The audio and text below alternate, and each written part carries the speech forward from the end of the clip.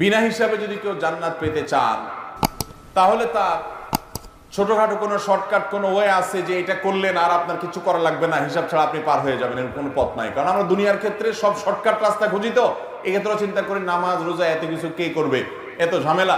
এরকম কোনো পথ থাকলে বলে দেন ভাই, যে ডাইরেক্ট ওই কোনা দিয়া আমি দৌড় দিয়া জান্নাতে ঢুকে দেবো। এত সহজ না। আপনি নিজের নেক আমল করবেন, ঈমান আমল ঠিক রেখে নেক আমল করতে থাকবেন এবং গুনাহ থেকে বাঁচতে থাকবেন, আল্লাহর ভয় অন্তরে লালন করতে থাকবেন। আল্লাহ রাব্বুল আলামিন কিছু মানুষকে বিনা হিসাবে জান্নাতে দিবেন। আল্লাহ রাব্বুল আলামিন এই উম্মতের কিছু মানুষকে কোনো হিসাব গ্রহণ ছাড়া জান্নাতে দিবেন। আবার কিছু কিছু অপরাধ আছে, যেই অপরাধগুলো করার পর আল্লাহ রাব্বুল আলামিন আপনাকে মাফ করে দিবেন। বিশেষ করে যখন আপনি মানুষের দোষ দুনিয়াতে ঢেকে রাখবেন, কারোর একটা দোষ পাইছেন বলে বেড়াবেন না, ওইটাকে মার্কেটিং করে বেড়াবেন না।